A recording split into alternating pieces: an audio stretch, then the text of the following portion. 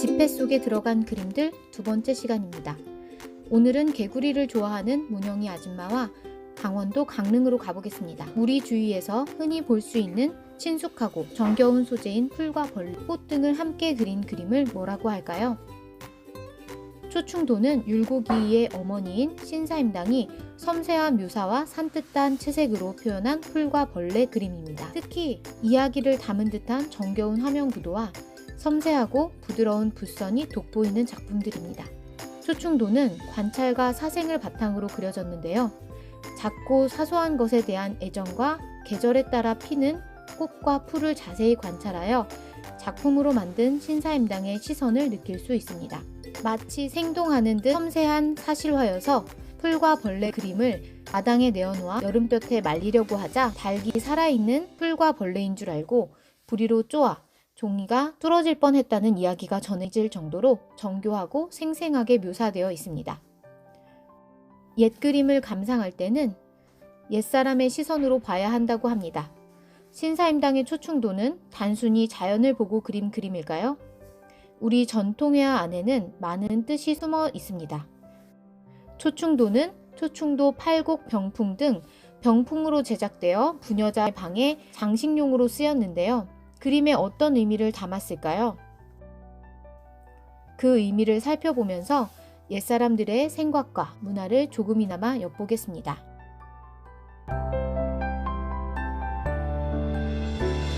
오이와 메뚜기, 물봉선화와 쇠똥벌레, 수박과 여치, 가지와 범의 땅개, 맨드라미와 개구리, 가선화와 풀거미,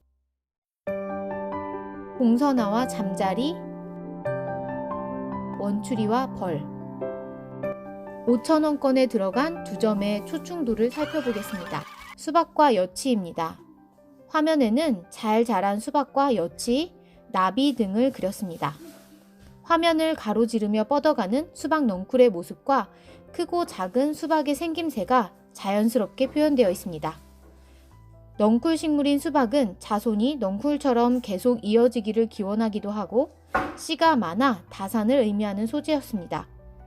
땅 위를 기어가고 있는 여치도 알을 많이 낳으니 자손 번성을 뜻합니다.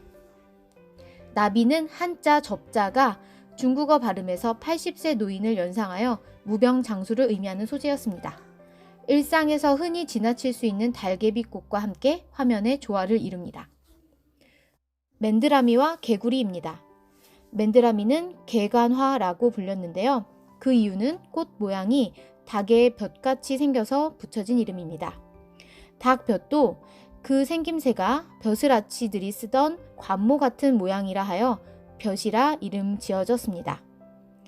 둘 다 벼슬이 높아지기를 기원하는 뜻으로 입신양명을 기원하는 소재였습니다. 더불어 맨드라미도 씨가 많은 꽃이지요. 개구리는 올챙이에서 변태하는 과정과 다산의 특성 때문에 상서롭게 여겨져 왔던 소재였습니다. 부여의 금화신화나 선덕여왕 때 역은곡 설화 등에서 그 신비로운 상징이 전해지기도 했습니다. 하지만 안타깝게도 5,000원권에는 편집되어서 볼 수가 없습니다. 전통회화의 기법은 크게 수묵화와 채색화로 나뉩니다. 이 중 채색화는 얼마나 진하게 채색을 했는지에 따라 담채화, 진채화로 나뉩니다. 신사임당의 초충도는 담채화와 진채화 사이쯤으로 설채화라고 합니다. 세밀한 필선, 선명한 색채, 안정적인 구도 등이 돋보입니다. 초충도는 인기가 많아 보고 따라 그리는 임화 대상 1순위로 꼽히는 그림들입니다.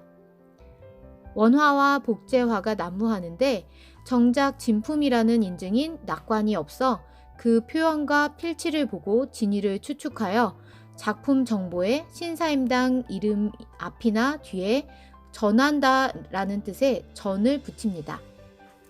독보적인 장르를 꼽히게 한 신사임당은 이제 독자적인 화풍을 펼친 조선시대 예술가로 인정받고 있습니다.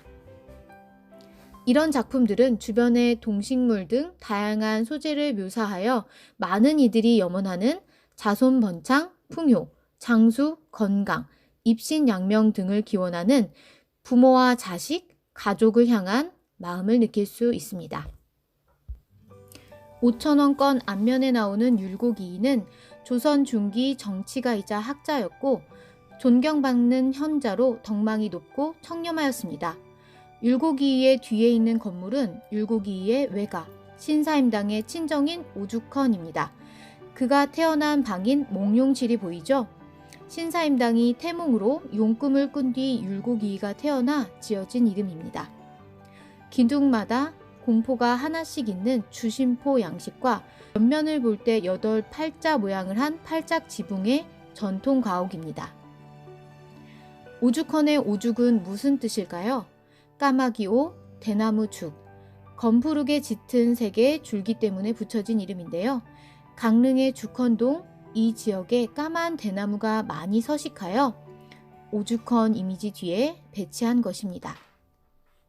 조선시대에는 과거급제가 벼슬자리에 올라 출세하는 유일한 길이었기 때문에 이를 기원하기 위해 별도의 그림을 그려 공부방인 사랑방에 걸어둘 정도였습니다. 일로연과 해탐노화, 백로와 연꽃 열매가 있는 그림, 개가 갈대를 잡고 있는 그림, 또는 잉어가 높이 뛰어오르는 그림, 책과 붓이 쌓여있는 그림 등을 보신 적이 있나요? 이런 그림들이 바로 장원급제, 입신양명을 기원하는 그림들입니다. 우리 공부방에도 이런 작품들을 걸어두면 그 상징을 떠올리며 볼 때마다 마음을 다잡을 수가 있겠죠? 과거 시험의 1등은 첫 번째 합격으로 장원급제라 하여 임금님이 직접 육포를 하사하는 등 특별한 대우를 했습니다. 요새 수능 만점이라고 하면 느낌이 오시나요? 조선시대에 수능 만점을 9번이나 한 사람이 있었으니 바로 율곡이이였습니다. 한 권의 책을 읽더라도 그 책의 의미를 다 알고 이해할 때까지 읽어야 한다 라고 하며 숙독을 강조했습니다. 본인이 너무 한쪽에만 치우치는 공부를 하고 있지는 않은지, 공부의 방법이나 방향은 올바른 길을 걷고 있는지 등을 스스로 돌아보며 공부했다고 합니다. 하나를 배우더라도 깊이 알 때까지 배우는 자세를 이미 500년 전에 강조하신 분입니다. 꿈과 공부의 목표를 앞에 둔 여러분도 율곡이이 선생이 강조한 것을 떠올려 보면 좋겠습니다.